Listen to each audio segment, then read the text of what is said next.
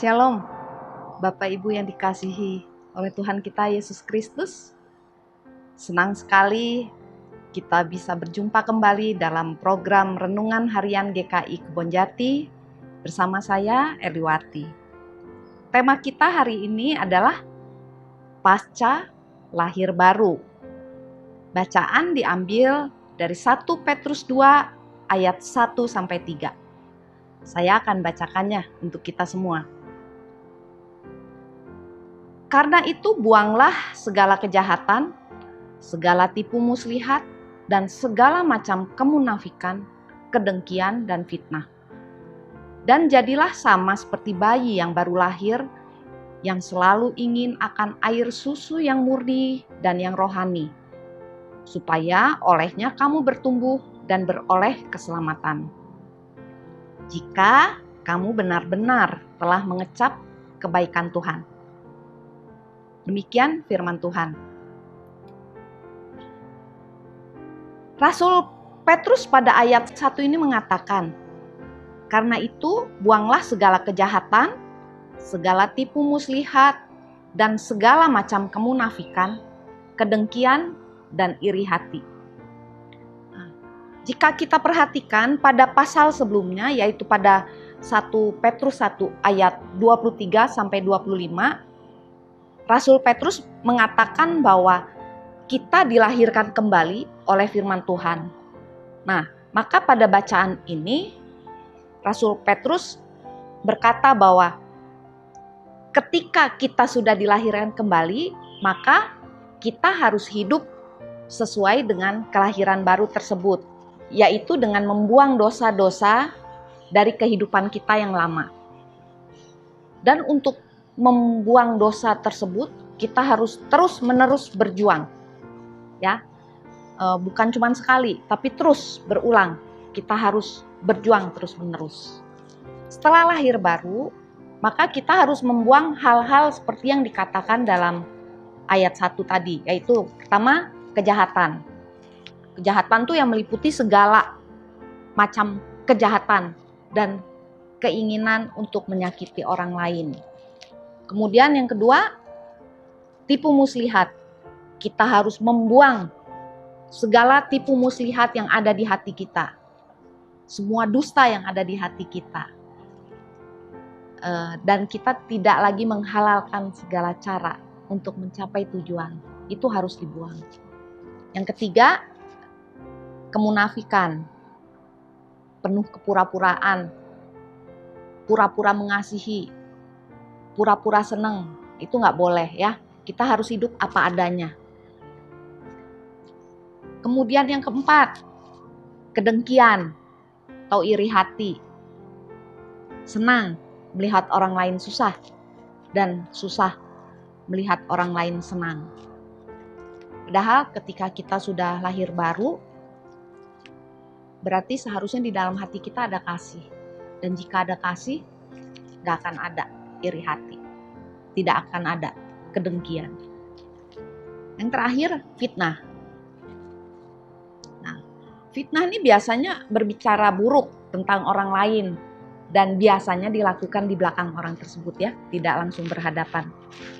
Dan biasanya fitnah itu timbul karena iri hati. Jadi 5 hal itu yang harus dibuang. Pada ayat kedua dikatakan, dan jadilah sama seperti bayi yang baru lahir, yang selalu ingin akan air susu yang murni dan yang rohani, supaya olehnya kamu bertumbuh dan beroleh keselamatan. Jika ayat 1 tadi berbicara tentang pembuangan dosa, maka ayat kedua ini berbicara tentang kerinduan akan firman Tuhan. Dan kedua hal ini berhubungan erat ya.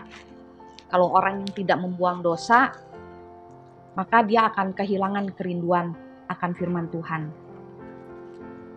Nah, ketika kita sudah membuang dosa, maka kita akan selalu haus dan selalu rindu dengar-dengaran akan firman Tuhan.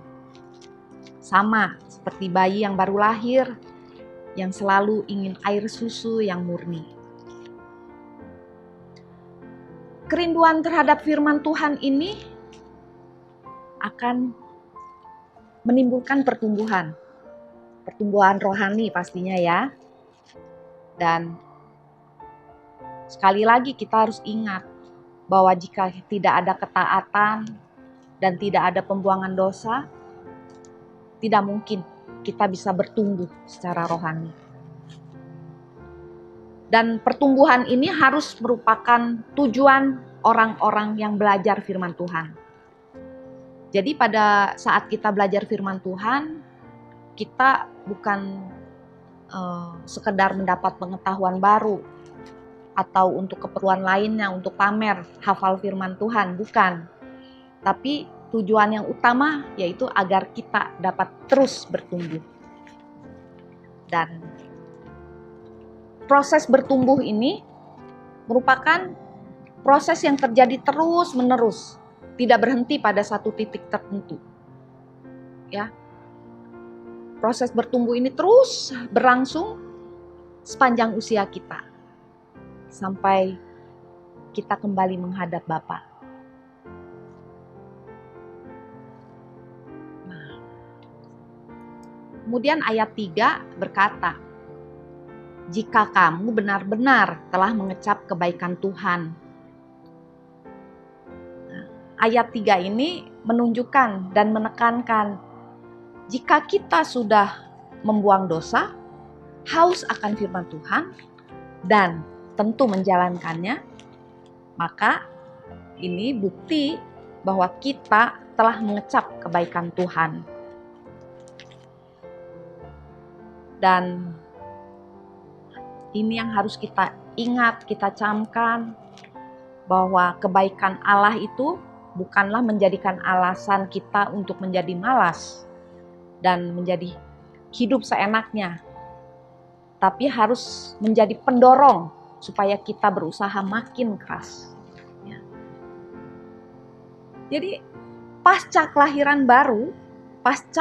baru, berarti kita akan membuang dosa, kita akan bisa hidup dalam firman, dan tentu menghidupi firman itu dalam keseharian kita.